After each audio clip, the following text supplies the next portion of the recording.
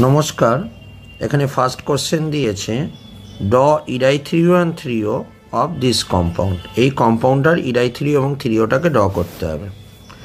তো দেখো, ইরাই থ্রিও মানে কি? ইরাই থ্রিও মানে দুটো গ্রুপ সেম দিকে থাকবে, এটাকেই আমরা ইরাই থ্রিও বলি, ঠিক? তো এইটা হলো ইরাই থ্রিও স্ট্রাকচার, ইরাই থ্রিও। আর থ্রিওটা কি হবে? দুটো যে গ্রুপ থাকবে সেম গ্রুপ অপোজিট দিকে থাকবে। সো এই স্ট্রাকচারটাকে আমরা বলবো থ্রিও স্ট্রাকচার। ঠিক আছে, ইরাই থ্রিও থ্রিওটা ক্লিয়ার হয়েছে। পরে কোশ্চেন বলেছে মেসো কম্পাউন্ড কেন অপটিক্যালি ইনঅ্যাক্টিভ, এক্সাম্পল দিতে বলেছে। তো একটা মেসো কম্পাউন্ড আমাকে আঁকতে হবে। মনে করো আমি এই কম্পাউন্ডটাকে আঁকছি, এটা একটা মেসো কম্পাউন্ড, ঠিক আছে?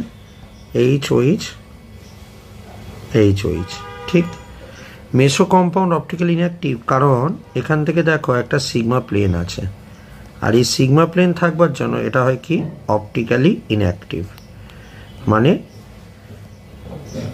লাইটের প্রেজেন্সে এ কোনো রেসপন্স করে না। ঠিক আছে, কোশ্চেন নাম্বার 3-তে আসছি, তার মানে কোশ্চেন নাম্বার 2 হয়ে গেল। এবার কোশ্চেন নাম্বার 3-তে আসবো। দেখো কোশ্চেন নাম্বার 3টা আমাকে কি বলেছে? কোশ্চেন নাম্বার 3টা বলেছে ডি আইসোমার বলেছে তোমার কাছে 10 গ্রাম, তাহলে ডি আইসোমার তোমার কাছে 10 গ্রাম, তাহলে ডি হলো তোমার কাছে 10 গ্রাম, ঠিক আছে? এল আইসোমার কত বলেছে? এল আইসোমার বলেছে তোমার কাছে 4 গ্রাম। এবার আমাকে বলেছে ইনএনসিওমারিক এক্সেসটা কত। দেখো ইনএনসিওমারিক এক্সেস হলো, সেটা হলো মোট D minus L divided by D plus L into 100, ঠিক? তাহলে দেখো একটা 10 গ্রাম একটা 4 গ্রাম বলেছে, তো ডিটা 10 মাইনাস 4, 10 প্লাস 4 ইন্টু 100, তাহলে উপরটা কত হবে? 6/14 ইন্টু 100। এত হলো তোমার কাছে ইনএনসিওমারিক এক্সেস অফ কোন আইসোমারটা বেশি আছে বলো? তাকে দেখো কোন আইসোমারটা বেশি? ডি আইসোমারটা বেশি, enantiomeric excess of D isomer. Clear আছে? তারপরে কোশ্চেন নাম্বার 4-এ কি বলেছে দেখো, কোশ্চেন নাম্বার 4-এ আসছি, বলেছে এই যে কম্পাউন্ডটা রয়েছে এর বলেছে সিউডো অ্যাসিমেট্রিক কার্বন কোনটা, সিউডো অ্যাসিমেট্রিক কার্বন কোনটা, ঠিক আছে? সিউডো অ্যাসিমেট্রিক কার্বন কি? মলিকুলটা কাইরাল নয়, মলিকুলটা হলো এক কাইরাল। দেখো এই যে মলিকুলটা রয়েছে এই মলিকুলটা এক কাইরাল। কেন মলিকুলটা এক কাইরাল? আমি প্রথমে ছবিটা আঁকছি, ছবিটা থেকে বুঝতে পারবে মলিকুলটা কেন এক কাইরাল। কারণ এই যে মলিকুলটা রয়েছে এই মলিকুলটা খেয়াল করে দেখো, এখানে দেখো সিগমা প্লেন রয়েছে, সিগমা প্লেন থাকবার জন্য এটা হলো এক কাইরাল। কিন্তু দেখো এই যে কার্বনটা যেটা হোয়াইট কালার করেছি, দেখো চারটে গ্রুপ দেখো আলাদা, একটা এইচ, একটা OH, একটা COOH আর একটা নিচে এই পুরো এই গ্রুপটা।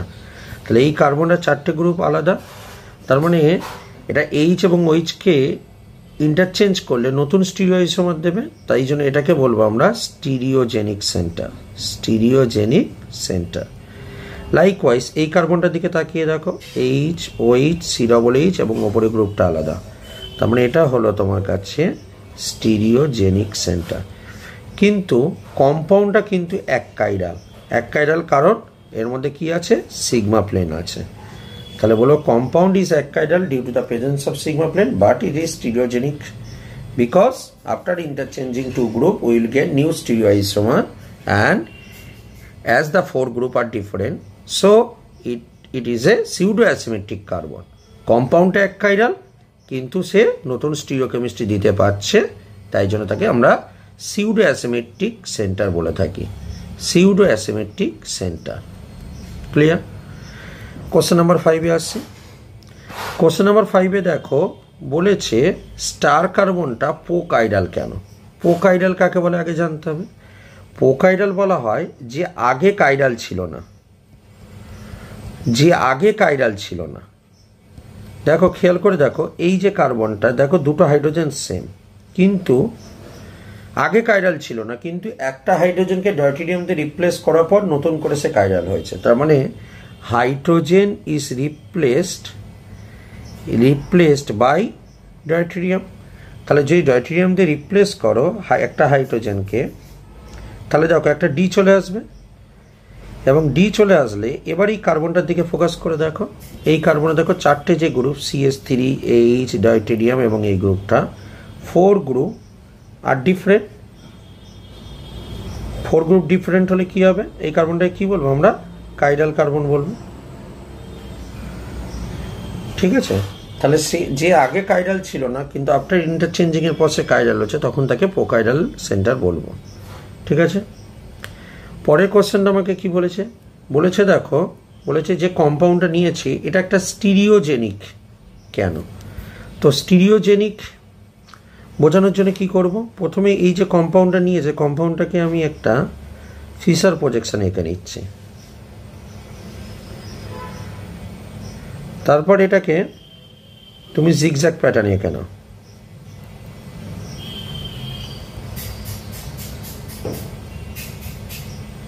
ঠিক আছে, এবার নাম্বারিং করো। এটা 1 নম্বর, এটা 2 নম্বর, এটা 3 নম্বর, এটা 4 নম্বর। ঠিক আছে, ডাউনটাকে মনে করে চাপলাম 1 2 3, আরে ঘুরছে 4 ব্যাকে, 4 ব্যাকে মাইনাস থাকে, তার মানে এটা হলো এস কনফিগারেশন। ঠিক আছে, এরপর তোমার কাজ কি? যেটা গ্রিন কালার দিয়ে দেখাচ্ছি দেখো, এইচ আর ওইচটাকে ইন্টারচেঞ্জ করা। তাহলে যদি এইচ এবং ওইচটাকে ইন্টারচেঞ্জ করো, দেখতে কেমন হচ্ছে? দেখতে হচ্ছে এইটা ইন্টারচেঞ্জ হয়ে গেছে, আপটা ডাউনে চলে যাবে, ডাউনটা আপে চলে আসবে। তখন যদি নাম্বারিং করে একই রকম হবে 1 2 3 4, মনে করে একটাকে চাপলাম 2 3 4, আরে ঘুরছে 1 ব্যাকে প্লাস থাকে, তার মানে আর।